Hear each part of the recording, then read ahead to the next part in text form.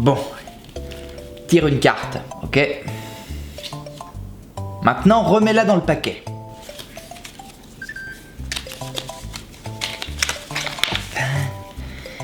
Est-ce que c'est... celle-là? Non. Sérieux? Bon, on va pas y passer 3 heures. Bon, attends, bon, attends, on recommence. Tire une carte. Vas-y, montre-la moi. Non, pardon, regarde-la bien et ensuite tu la remets dans le paquet.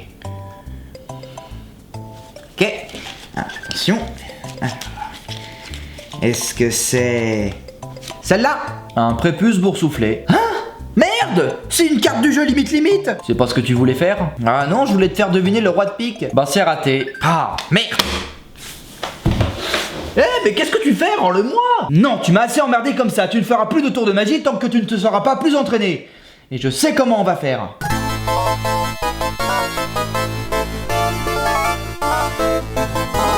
Bonjour à tous et bienvenue dans ce nouvel épisode de Pop. Et vous savez, il y a ce débat de pourquoi est-ce qu'on traduit les titres de films? Pourquoi est-ce qu'on garde certains titres originaux? Pourquoi pas d'autres? La plupart du temps, c'est pour faire comprendre au spectateur ce qu'il va voir. Nous, en France, on est cons, on parle pas anglais. Donc, quand un film avec un titre trop compliqué sort, bah on le change. Des fois par un autre titre anglais. The Hangover, trop compliqué à comprendre. Very Bad Trip, ça passe mieux. Ce sont des mots simples. Ou des fois, on traduit tout simplement. Parfois littéralement.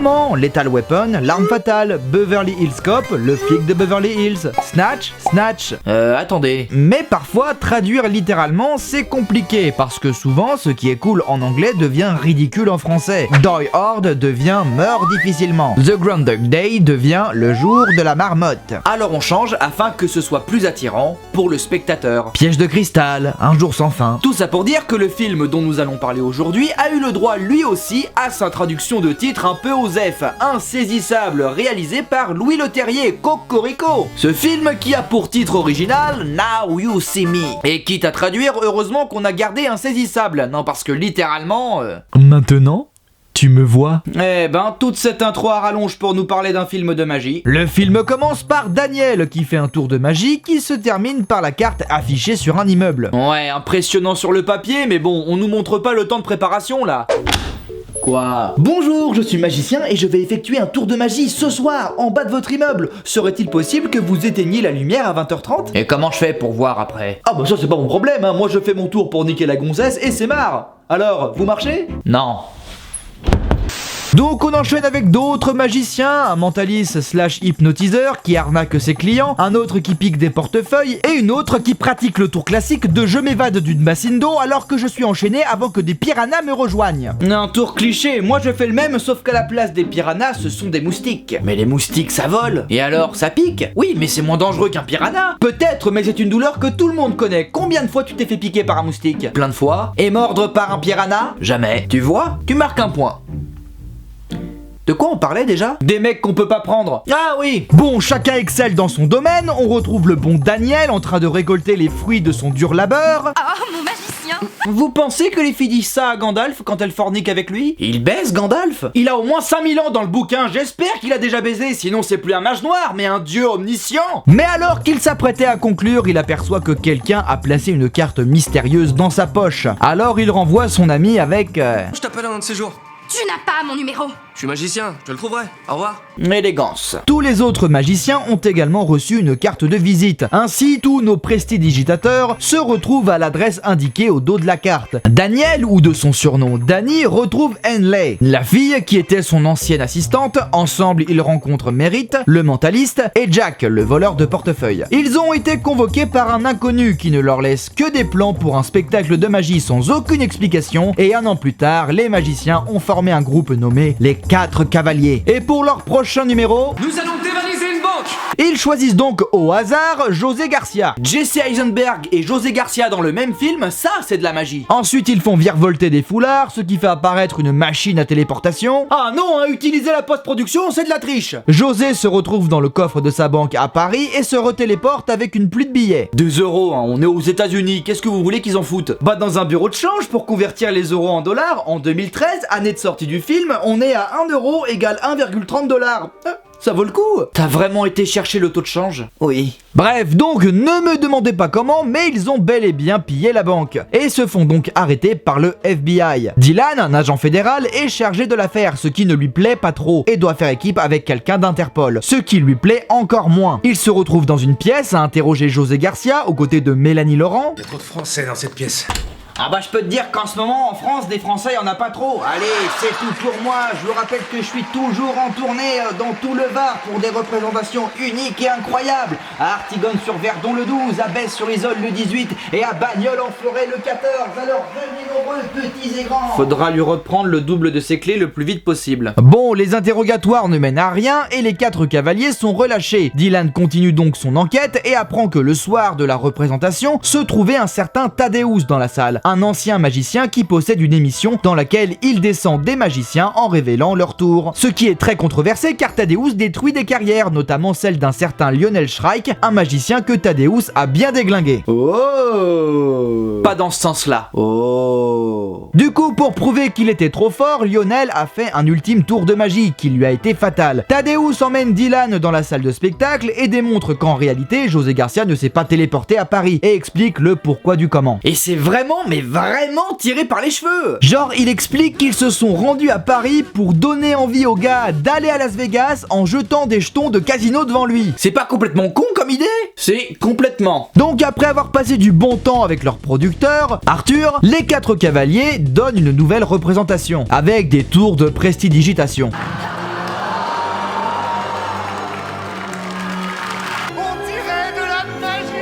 Oui, de la vraie magie, pas des tours de magiciens. C'est vraiment qu'une bande de tricheurs. Et il vient le tour de mérite, qui fait un tour où il demande le solde des comptes en banque de certains spectateurs. Vous êtes sûr que vous disposez bien de 562 $ sur votre compte?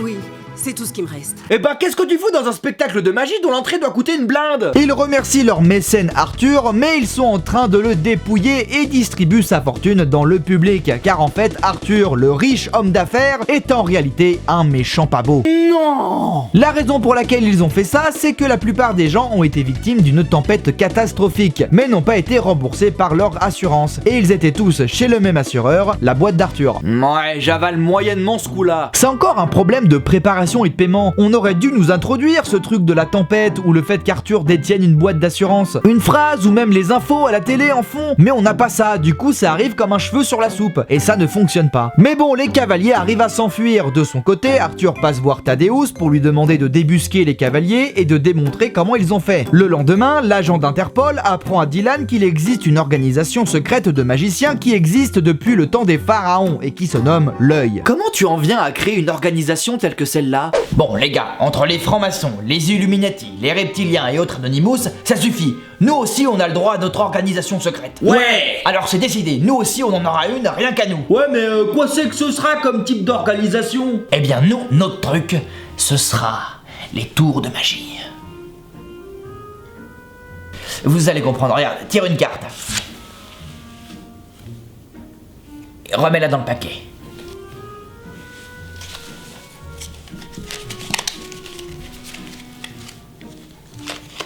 C'est celle-là? Oui. Alors, convaincu? Dylan retrouve la trace des 4 cavaliers, mais les magiciens ont eu le temps de s'enfuir, tous sauf Jack qui est resté pour effacer les preuves de leurs méfaits. Petite baston entre lui et Dylan, et c'est là qu'on apprend que le cavalier a un autre pouvoir, celui d'imiter les gens. Comme dans Cravan? Petit salopard, petit salopard. Ça aussi, ça aurait dû nous être présenté bien avant, au début du film, quand ils présentent tous un par un leurs capacités, ou je sais pas moi, à un moment du film où Jack fait une blague en imitant ses copains, n'importe quoi. Parce que là, bon, bah si on se tient à ce qu'on a, c'est un nouveau pouvoir qui vient de pop. Et faites pas genre c'est compliqué, même dans Craven ils y ont pensé. La baston se transforme en course-poursuite qui se termine par l'explosion d'une voiture avec Jack à l'intérieur. Pas grave, c'était le moins intéressant de toute façon. Après l'accident, Thaddeus rappelle Dylan pour lui dire que l'agent d'Interpol est sûrement dans le coup avec les cavaliers. Plus tard, il apprend que ce qu'était en train de faire disparaître Jack semble être le plan d'un coffre-fort. Sûrement leur prochain coup. Vos magiciens sont de vulgaires cambrioleurs. Oui, et c'est ça que je trouve très con, mais vous comprendrez plus tard. Et nous, en France, on a une autre expression. Ce soir, c'est la bagnole qui conduit. Allez, c'est retour pour moi. Je vous rappelle que je suis toujours en tournée dans le Var et toute la France. Venez nombreux. Bon, tu vas me rendre ces clés immédiatement. Mais une fois arrivés à destination, pas de coffre-fort. Les cavaliers sont déjà passés par là. Les magiciens postent une vidéo dans laquelle ils donnent rendez-vous à leurs fans pour une ultime représentation, mais cette fois, Dylan se tient prêt. Seulement les 4 cavaliers, enfin désormais les 3 cavaliers, arrivent encore à s'enfuir en laissant encore derrière eux une flopée de billets. Et des dollars cette fois. Mais c'est pas grave, Dylan chope la nana d'Interpol. Oh. Pas dans ce sens-là. Oh. Cependant, les billets sont faux. Alors, où sont les vrais billets? Dans le coffre de Thaddeus qui s'est fait piéger par les magiciens. Pourquoi lui? Eh ben c'est parce qu'il est noir. Putain mais rends-moi ces clés bordel. Plus tard, Dylan interroge Thaddeus dans sa cellule. Ce dernier explique comment ils ont cambriolé le coffre avec un miroir géant, avec Jack qui a falsifié sa mort et... C'est d'un compliqué. Bon ok, pour le braquage de demain, comme c'est un coffre-fort dans une salle vide, je pensais aux classiques. Armes lourdes, véhicules de repli, tout team. Ah, attends, je comprends pas. À quel moment dans ton histoire on fait un tour de magie? Y en a pas. Oh les gars, on est la confrérie des magiciens secrets. Il faut utiliser la magie. Tire une carte. Cependant, Dylan a trouvé un lien entre chaque représentation des cavaliers. Tout ce à quoi ils se sont attaqués, la banque, les assurances d'Arthur, le coffre-fort, tout ça était relié à Lionel Shrike, le magicien que Thaddeus a ridiculisé dans les années 70. Et tenez-vous bien, Dylan est en réalité le fils de Shrike, qui a donc vengé la mémoire de son père. C'est lui qui a engagé les cavaliers, qui leur a filé le plan et tout. Je fais le même qui est connu là sur la toile. Le soir, les 4 cavaliers retrouvent enfin Dylan à visage découvert et les magiciens rejoignent l'œil. Dylan retrouve sa copine à Paris et fin. C'était divertissant, écoutez. Ce film casse pas 3 pattes à un canard, hein. C'est pas du grand cinéma, il a même quelques problèmes d'écriture, mais c'est cool. Faut pas le prendre comme un film sérieux, mais plus comme un grand délire, parce qu'il y a rien de plus con que des magiciens qui font des cambriolages. En plus, la fin est vraiment étrange, je veux dire après tous les actes criminels qu'ils ont commis, alors pour de bonnes raisons, certes, hein, des Robins des Bois qui volent aux riches pour donner aux pauvres, enfin sauf à la fin où ils distribuent des faux billets, mais ça reste quand même des actes criminels. Surtout qu'en plus c'est une histoire de Robin des Bois sous couvert d'une véritable histoire de vengeance, et les cavaliers s'en sortent indemnes, pas d'arrestation, pas de réprimande, rien. Eh bien écoutez, volez les enfants, mais seulement si c'est pour la bonne cause. D'ailleurs, en parlant de bonne cause, Dylan se venge des personnes responsables de la mort de son père. Thaddeus qui l'a traîné dans la boue, l'assurance d'Arthur qui l'a foutu sur la paille, mais le coffre-fort. Au départ, Elkhorn était une usine où ils fabriquaient des coffres-forts. Ils utilisaient de l'acier de mauvaise qualité pour réduire les coûts de fabrication. Alors quand il a touché le fond de la rivière, le coffre s'est tordu et il s'est retrouvé pris au piège. Sérieux? Bon, le père de Dylan est mort lors d'une représentation dans laquelle il s'est enfermé dans un coffre, puis jeté à l'eau. Il n'a pas réussi à s'en sortir et il en est mort. Et tu veux te venger de cette marque de coffre-fort qui a vendu ce modèle il y a 40 ans, alors que son objectif premier était, je le rappelle, de garder de l'argent. C'était pas de mettre des gens dedans et de jeter le coffre à l'eau, à ce que je sache. Bonjour, je viens rendre ce grippin, il ne marche pas. Comment ça, monsieur? Bah on a joué au foot avec 5 minutes et ça fait super mal aux pieds. Et en plus après il marchait plus. Bref, c'est tout pour aujourd'hui. Bon, tu me rends mon paquet de cartes? Non, finalement je le garde, c'est con, mais après avoir vu ce film, j'ai plus envie de voir des tours de magie, surtout venant de toi. Mais t'avais dit que rien du tout. Pas de cartes aujourd'hui, c'est tout. Merde. Bon, je me sens d'humeur un peu nostalgique aujourd'hui, j'ai envie de jouer à la DS, je sais pas pourquoi.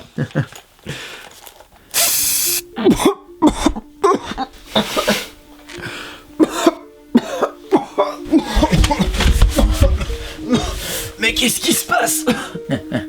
Tu es tombé dans mon piège, je savais que tu n'allais pas du tout me rendre mes cartes. Alors j'ai fait comme tu le voulais, j'ai appris du film.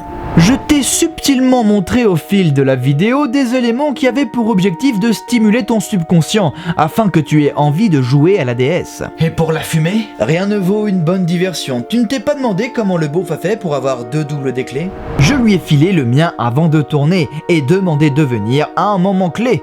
C'est rigolo. Ce qui m'a permis d'introduire un gaz lacrymogène dans la pochette de la DS. Tu es diabolique. Non. Je suis magicien.